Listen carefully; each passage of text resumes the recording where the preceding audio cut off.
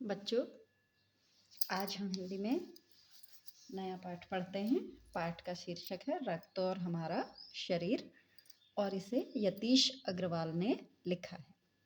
तो इस पाठ में आपको बताया गया है कि हमारे शरीर के लिए रक्त यानी खून और लहू, रक्त के लिए हम बहुत सारे शब्दों का इस्तेमाल करते हैं। खून भी रक्त के लिए ही इस्तेमाल करते हैं और लहू भी। ठीक है, रक्त के पर्यायवाची हो जाएंगे शब्द लहू और खून। तो हमारे शरीर के लिए रक्त कितना जरूरी है। पाठ में बताया है कि दिव्या अनिल की छोटी बहन है, 2 भाई बहन है। दिव्या बचपन से ही थोड़ा कमजोर जैसी है, तो डॉक्टर के पास जाती है, तो डॉक्टर उसका ब्लड टेस्ट करते हैं यानी खून की जांच करते हैं। आप चित्र में भी देख रहे हैं, ऐसे खून लिया हुआ है और इस सूक्ष्मदर्शी दिख रहा है आपको, माइक्रोस्कोप जिसको आप कहते हैं, आपने साइंस में सुना भी होगा, देखा भी होगा इसके बारे में। तो इससे छोटी से छोटी चीज़ें भी बड़े आकार में दिखती हैं। तो अनिल की बहन दिव्या की जब जांच की जाती है रक्त की, तो पता चलता है कि उसको एनीमिया हुआ है। एनीमिया क्या है? खून में लाल रक्त कणों की कमी हो जाती है, जिससे व्यक्ति को ताकत नहीं आती है।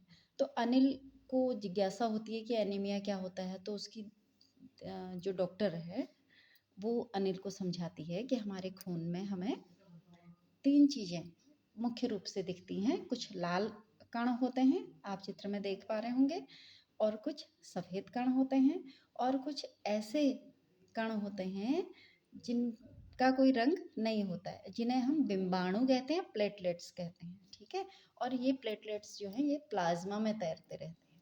ठीक है, तो उसके बाद डॉक्टर बताती है कि वो सूक्ष्मदर्शी में, माइक्रोस्कोप में उसको रक्त के कणों को दिखाती है और बताती है कि लाल रक्त कण तुमको नजर आ रहे हैं, ये देखो। और अनिल जो है वो बड़ा आश्चर्यचकित हो जाता है जब वो देखता है कि एक बूंद खून में इतने सारे कण हैं। ठीक, और वो लाल कण उसको बालूशाही की तरह दिखते हैं। बालूशाही मिठाई होती है ना, गोल गोल ऐसे दिखते हैं।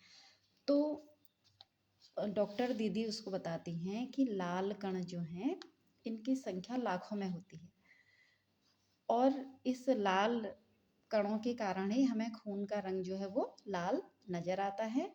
और सांस लेने पर साफ हवा से जो ऑक्सीजन हम लेते हैं उसे शरीर के हर हिस्से में पहुंचाने का काम भी इन लाल रक्त कणों का ही होता है। ठीक है, अब आपको समझ में आ रहा होगा कि हमारे खून की जो लालिमा है वही हमें जीवित रखने में महत्वपूर्ण योगदान देती है। ठीक है, और उसके बाद ये जो लाल रक्त कण हैं ये सिर्फ 4 महीने तक ही रहते हैं, उसके बाद ये नष्ट होते रहते हैं और नए रक्त कण बनते जाते हैं। ठीक है, तो इसके बाद डॉक्टर दीदी बताती है कि हमारी हड्डियों के बीच में मज्जा यानी हड्डियों के बीच के भाग में जो ये रक्त है वो बनता रहता है। अब रक्त जो बनता है वो किससे बनता है? रक्त बनता है हमारे खाने पीने से। हमारे खाने में प्रोटीन होगा, लौह तत्व, आयरन जिसे आप कहते हो, और विटामिन जब होगा, ये सारा खाना जब हम खाएंगे तभी हमारे शरीर में नया लाल रक्त बनेगा, बनते रहेगा। और ये देखिए, अगर हम इस तरीके का पौष्टिक आहार नहीं खाते हैं जिसमें सारी चीज़ें होती हैं, तो हमारे शरीर में रक्त की कमी हो जाती है और रक्त में भी लाल रक्त कणों की कमी हो जाती है, जिसकी वजह से हमें एनीमिया होता है। उसके बाद अनिल का सवाल रहता है कि क्या संतुलित आहार लेने से ही हम एनीमिया से बच पाएंगे?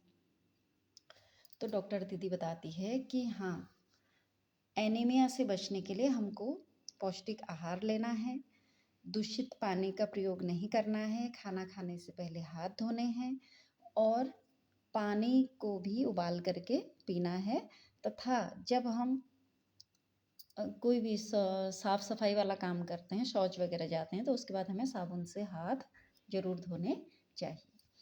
उसके बाद डॉक्टर दीदी अनिल को बताती है कि रक्त में जो सफ़ेद कण और प्लेटलेट्स होती है, बिंबाणु होते हैं शरीर में, उनका काम क्या क्या होता है। तो सफ़ेद कण जो हैं वो हमारे शरीर पर अगर कोई रोगाणु, कोई वायरस, कोई बैक्टीरिया हमारे शरीर पर हमला कर देता है, तो सफ़ेद रक्त कण जो है उनसे लड़ते हैं और रोगों से हमारी रक्षा करते हैं।